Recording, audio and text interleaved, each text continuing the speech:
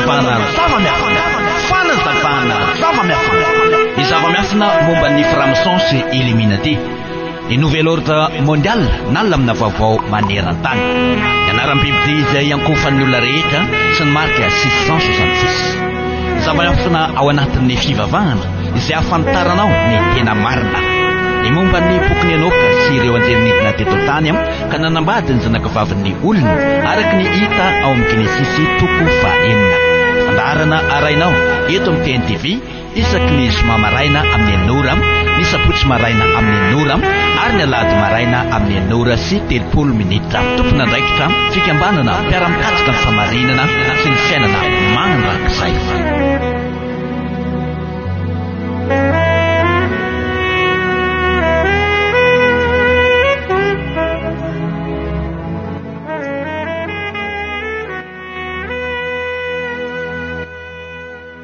dia ampifaliana indray amin'ity anio ity no androsoko ao anatin'ny tokantrantsika amin'ny lalany ity fahitalavitra sy ity fandaharana zava-miafina hoentin'ny fikambanana sy arahanao eto amin'izao fahitalavitra izao ity miarabanao ny tenako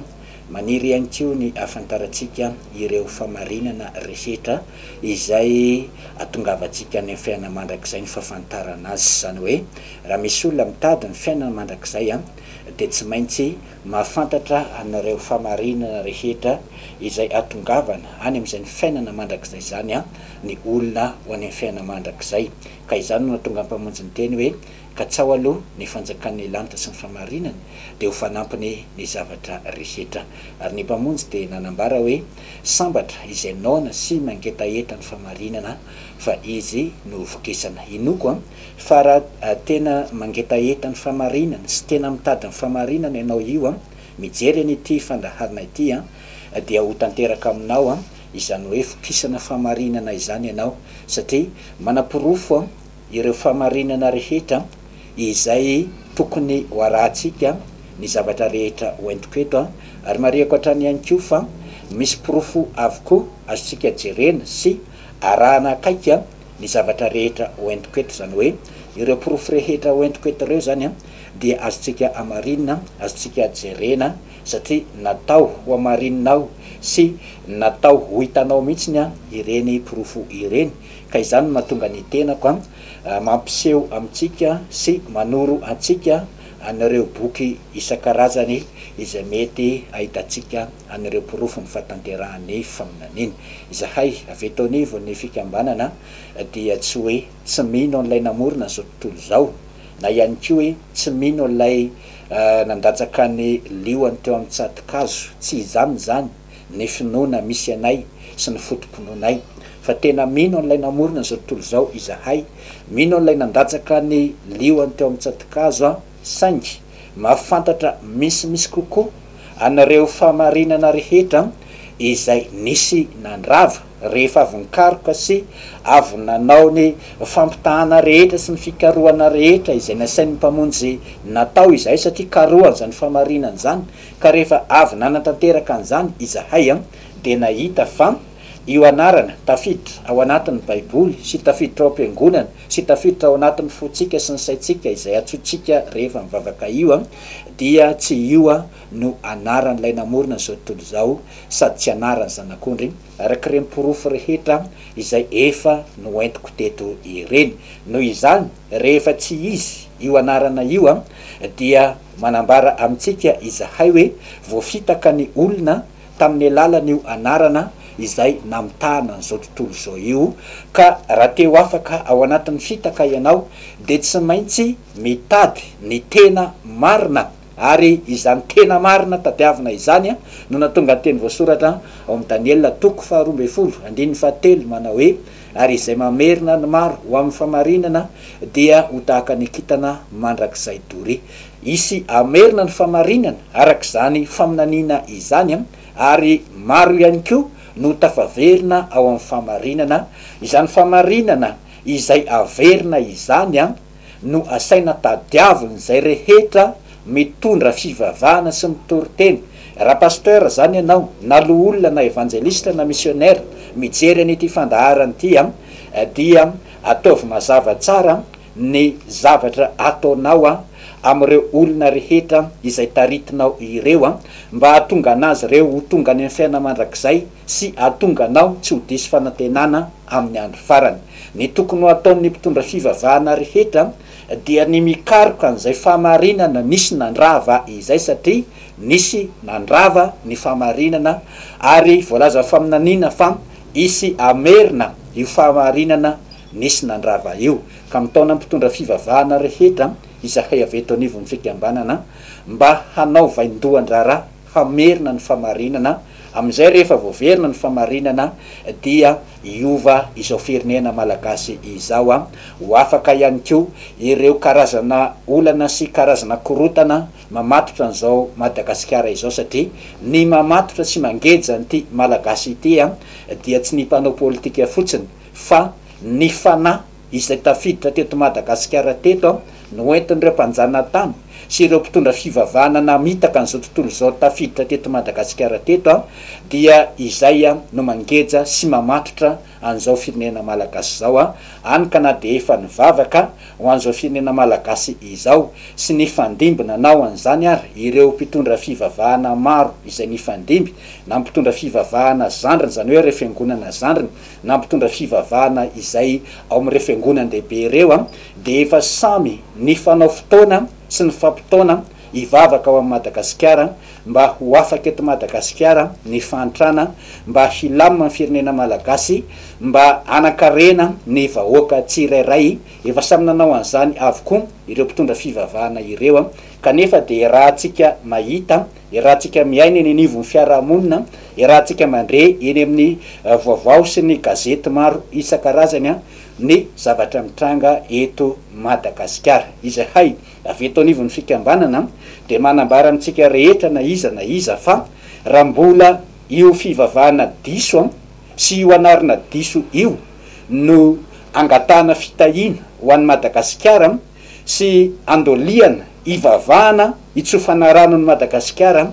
dia me sahirana sy me mikorotana sy me fadiranovana ny afaran'izao firenena izao ary no avy ny taranaka afara mandimby dia ho zava-doza satria voalaza ao amin'ny faminaniana ny zavatra manjo an'ireo olona izay voafitaka ao anatin'io fivavahana io. Porofo marobe mahakasika ny fahadisoana io anarana zay tafiditra ao anatin'ny fivavahana sy tafiditra ao anatinao, tafiditra ao am-piangonana, tafiditra ao anaty baiboly, porofo marobe mahakasika an'izany no efa noentiny sy nazavaina teto satria rehefa nazera teto ambonin'ny tany ilay dragona sy ny anjeliny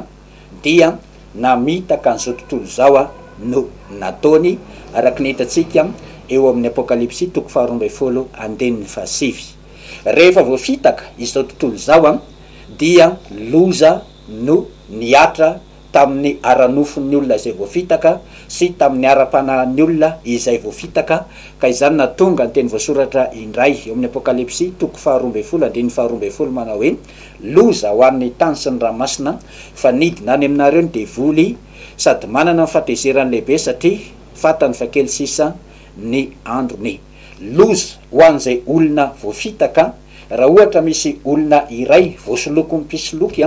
de loza no miatra amin'izany voasoloky sy voafitaka izany. Mihoatra lavitra noho izany ny loza mahazo an'izao tontolo izao satria tsy ny aranofony ihany no voafitaka fa ny fiainana mandrakizay zay nantenainy ihany koa dia tsy ho azony satria voafitaka tamin'io anarana io ireo karazan'olona eran'izao tontolo izao. Rehefa nazera teto ambonin'ny tany ilay dragona sy ny anjeliny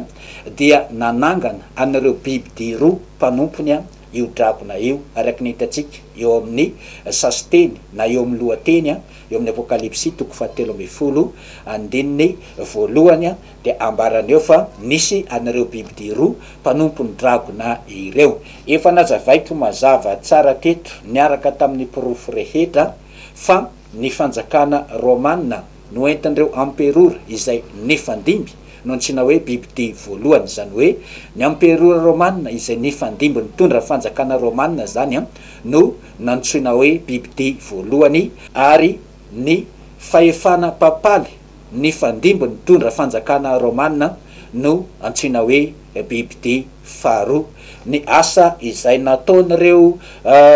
mpanjaka ny fandimby ireo no ahafahana manazava ny fantanterahany faminaniana sy ahafahana mamaritra tsara izay voatondra hoe bibidia voalohany sy bibidia faharoa. Efa nazavaiko teto fa ny asan'ilay bibidia voalohany araky nita eo amin'ny toko 17 dia nanokatra ny vavany iteny ratsy ny mpamorona sy iteny ratsy inaram-pamorona ary iteny ratsy ny tabernakely. Zany hoe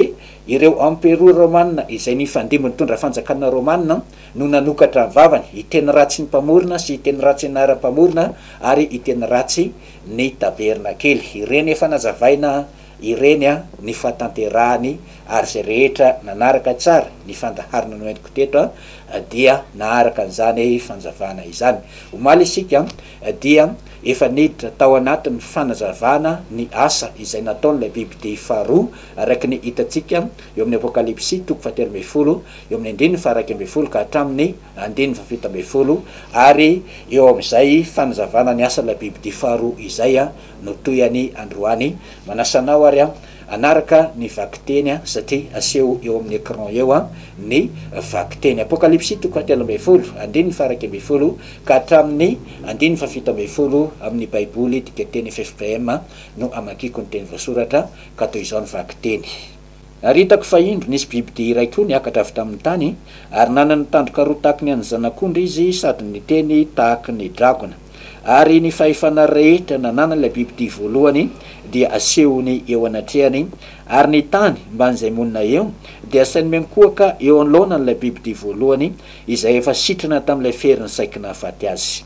Ary manao famantarana lehibe izy ka dia mampidina afo avy any an-danitra ho amin'ny tany eo mason'ny olona aza ary mamitaka izay monina ambonin'ny tany izy amin'ny famantarana izay nomena azy atao eo mason'ny bibidia sady milaza amin'izay monina ambonin'ny tany koa mba anao sary ho an'ilay bibidia izay voan'ny sabatra nefa velona ihany. Ary navela anisy aina ny sarin'ny bibidia izy mba ahaten'ny sarin'ny bibidia ary ampamono izay rehetra tsy mety miakohaka eo alohan'ny sarin'ny bibidia ary ny olona rehetra na ny kely na ny lehibe na manan-karena na malahelo na ny tsy andevo na ny andevo dia ampandraisiny marika eo amin'ny tany nakavanana na eo amin'ny andriny avokoa mba tsy hisy azo ividy na hivarotra afa-tsy izay manana ny marika dia ny anaran'ny bibidia na ny isan'ny anarany. Izay vakiteny novakina izay no manambara sy milaza amin'ny antsipiriany ny asa nataon'ilay bibidia faharoa. Voalaza eo fa ilay bibidia faharoa dia manana tandroka roa tahaka ny an'ny zanak'ondry sady miteny tahaka ny dragona ary ny fahefana rehetra nananan'ilay bibidia voalohany dia asehoany eo anatrehany. Zany hoe izay vakiteny izay dia manambara ny fahefany ny endrikendriny sy ny fahalebiazany zany. Voalaza eo ihany koa fa ity bibidia faharoa ity dia vitany ny manao famantarana sy fahagagana eo mason'ny olona ary vitany ihany koa ny mampidina afo avy any an-danitra hoeto ambonin'ny tany. Noho izany famantarana sy fahagagana sy fampidinana afo avy any an-danitra hoeto ambonin'ny tany vitan'ity bibidia faharoa ity izay dia voafitaka ny olona rehetra eto ambonin'ny tany. Manana pouvoir, manana fahefana anao famantarana sy fahagagana lehibe zany ity bibidia faharoa ity. Ny sary asehoan'ilay hoe afo avy any an-danitra ampidinina eto ambonin'ny tany dia ilay ataontsika hoe fanahy masina satria ity bibidia faharoa ity manana fahefana ampidina n'izany afo zany eto ambonin'ny tany. Akoatran'izay dia ny olona teto ambonin'ny tany dia nasainy nanao sary ho an'ilay bibidia voalohany ary nataony ny teny ny sary'ilay bibidia voalohany dia ny olona rehetra nasainy ny ankohaka teo alohan'ilay sarin'ny bibidia voalohany ary na ny kely na lehibe na manan-karena na malahelo na ny andevo na ny tsy andevo dia nampandraisin'ny marika teo amin'ny tanany sy teo amin'ny andriny. Ilay marika izay nampandraisin'ny olona rehetra dia ny anaran'ilay bibidia voalohany. Ilay bibidia faharoa no nanatanteraka an'izany zavatra rehetra izany. Zany hoe nanao sary ilay bibidia voalohany ilay bibidia faharoa dia nanery ny olona rehetra mba hiankohaka eo anoloana sarin'ny bibidia voalohany ary nanery ny olona rehetra ihany koa mba andraisan'ny olona rehetra marika eo amin'ny taniny akavanana sy eo amin'ny andriny. Ka ilay marika zay nampandraisina ny olona rehetra dia ny anaran'ilay bibidia voalohany. Andeha averiko vakina amin'ny dikateny diemana ny dikateny ombonana eto Madagasikara ny 2:40 eo amin'ny apokalipsy toko 7:10 2:40 dikateny diemana makiko azy. Ary ny olona rehetra na ny lehibe na ny kely na ny manan-karea na mahantra na ny mpanompo na ny tsy mpanompo dia notoren'ilay biby faharoa andray marika eo amin'ny tany ankavanana na eo amin'ny andriny, ka tsy misy mahazo mividina mivarotra afa-tsy izay manana ny marika dia ny anaran'ilay biby voalohany na ny isa mifandraika amin'ny anarany. Zany hoe ny marika nasain'ilay biby dia faharoa napetraka teo amin'ny andriny olona rehetra sy teo amin'ny tany ankavanan'ny olona rehetra dia ny anaran'ilay biby voalohany, ny anaran'ilay biby dia voalohany. Ny anaran'ilay biby dia voalohany dia ilay anarana nasain'i Constantin ivavahan'ny olona rehetra. Ny anaran'ilay biby dia voalohany zany dia ilay hoe Jesus Christus Filii Dei. Ny atao hoe anaran'ny biby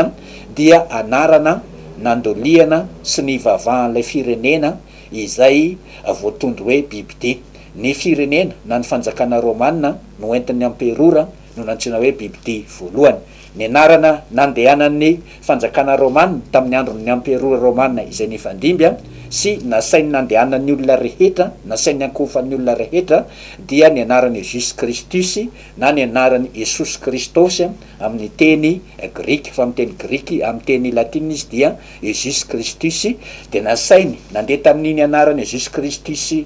Filii Dei iny ny olona rehetra. Dia rehefa resy nalefin'ireo firenena barbariana satria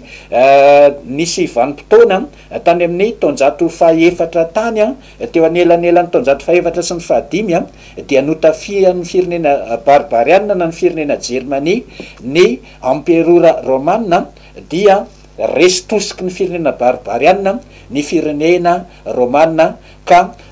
lefy teo ny herin'ny amperora. Rehefa lefy ny herin'ireo amperora romanina tateo arina dia notombiasan'ny fahefana papaly ny fanjakana romanina, zany hoe noentin'ny fahefana papaly indray zany ny fanjakana romanina tateo arina. Misy tantara lavabe eo anelanelan'izay zavatra resahako zay saingy tsy de hidirako lalina aloha satria ny fotoana eto am-pelantanana efa tapitra ny fanjavana tokony hoentina mbola lava de lava, fa ny azo amin'tinana azy de izao rehefa tsy noentin'ny fahefana amperora intsony ny fanjakana romanina dia navotan'ny fahefana papaly indray ny fitondrana zany fanjakana romanina izany ka ilay anarana hoe Jesus Christus Filii Dei izay natsangany amperora Constantin sy nasain'ny Constantin ho arahan'ny olona rehetra iny no nasain'ilay bibidia faharoa ho raisin'ny olona rehetra sy napetaka teo amin'ny andron'ny olona rehetra ary nandolian'ny olona rehetra. Ilay bibidia faharoa dia ny fahefana papaly, ka ny nataon'ilay bibidia faharoa dia nanamafy izay fivavahana efa najoron'ilay bibidia voalohany, nanamafy ny fotom-pampianarana izay efa nataon'ilay bibidia voalohany tao amin'io fiangonana io, nanamafy ny fotom-pampianarana natsangandreo amperora, nanamafy ny fivavahana najoron'ny amperora, nanamafy an'izany no nataon'ilay bibidia faharoa dia ireo fahefana papaly izay nifandimby izany. Mino fa voray atsika izay fanjavana izay na dia mbola tsy voazava mazava tsara ary ny mahakasika n'ity bibidia faharoa ity. Ny azo any an-tanana anao dia izao fikambanana izao dia mijoro mamerina ny maro ho amin'ny famarinana, tsy ny anozongozona ny finoanao na ny anongotra anao eo amin'ny toerana sy ny andraikitra izay misy anao, fa ny ahafantaranao ny tena lalana atongavana any amin'ny fiainana mandrakizay ary ny izoranao ho any an'izany lalana mizotra makany amin'ny fiainana mandrakizay izany. Tsy frera belona no voafantsika teo amin'ny tsatokazo, tsy ny fikambanana ihany koa no manome ny fiainana mandrakizay, fa na i frera belona na ny fikambanana mpiara-mikatsaka ny famarinana sy ny fiainana mandrakizay dia fitaovana eo am-pelantanan'ny avo indrindra amonjena ny olona rehetra sy itoriana ny famarinana. Ary na ny tenako na mpikambana tsirairay ato amin'ny fikambanana dia samy mitady an'izany fiainana mandrakizay zany ary samy mitandrina ny didiny avy indrindra, samy manao ny zavatra nasainy natao izahay arak'izao asa fitoriana aseho amintsika izao, satria asa nasainy nataonay izao asa izao. Ho anao ny tombontsoa, ho anao ny famarinana, ho anao ny fahalalana, fa ho anay kosa ny adidy ampafantatra atsika ny famarinana, ka de samy joro izahay manazava amintsika an'izao zavatra rehetra izao, miaraka amin'ny pirofo rehetra sy miaraka amin'ny fanazavana rehetra manazava amin'ny fataterahany faminaniana. Andeha hivavaka ianao de hoy aho aminao hoe evero sy dinio lalina ny fivavahana sy ny finoany ary ny fampianarana izay efa izoranao ao amin'ny toerana izay misy ianao ary ao amin'ny Jeremia toko 4:9 de misy an'izao teny zao: izao no lazain'ny avo indrindra mijanona eo andalana ianareo ka izahao, ary anontany io zay lalana masaka tinela de zay lalana makany amin'ny tsara ka ino no izory de ahita fitsaharana ho an'ny fanahanareo ianareo. Izany teny zany no hoentiko ampieritrretana atsika izay mivavaka, mijanona eo andalana hoy ny avo indrindra. Ary rehefa mijanona eo andalana ianao de izahao, zany hoe jereo tsara zany. Ary rehefa mijery ianao de anontany io zay lalana masaka atrinyela, ny fivavahana makany amin'ny famarinana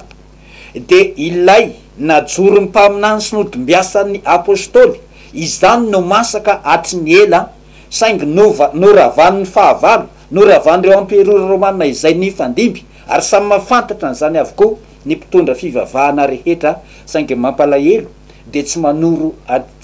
amintsika an'izany izy ireo. Raha ilay lalana masaka atrinyela no anontanianao hoe iza ny lalana masaka atrinyela, fa izay no asaina izorana de miverena any an-doharano, miverena any amin'ny loharano tsy voaloto. Fa ny loharano tsy voaloto izay asaina sotronin'ny olona ho any amin'ny fiainana mandrakizay de ilay nambaran'ny mpamonjy hoe izao no loharano velona, izao no mofinaina. Ilay nambaran'ny mpamonjy hoe tsy misy makany amin'ray afa-tsy amin'ny alalako izany loharano velona izany sy ny anarany no asaina andolentsika, ary ny anarany dia amin'ny taretsoratra Hebreo, amin'ny teny Hebreo no fiantsoana azy. Mitaonantsika ao hiverina any amin'ny lalana masaka atrinyela, fa izany no nasain'ny avo indrindra ho ataon'ny olona izay mitady ny fiainana mandrakizay. Ekena fa efa lalana io izoranao io saingy io ve le lalana masaka atrinyela, lalana izoran'ny olona avokoa nge reo fivavahany reo reo zany de lalana izoran'ny mpivavaka avokoa, ao no mivavaka sabotsy, ao no mivavaka lahady,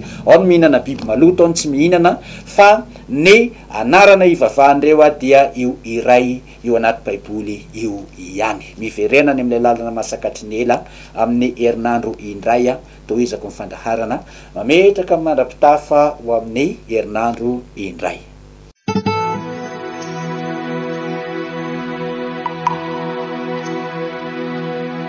Fanazavana ny zava-miafina momba ny franc-maçon Illuminati,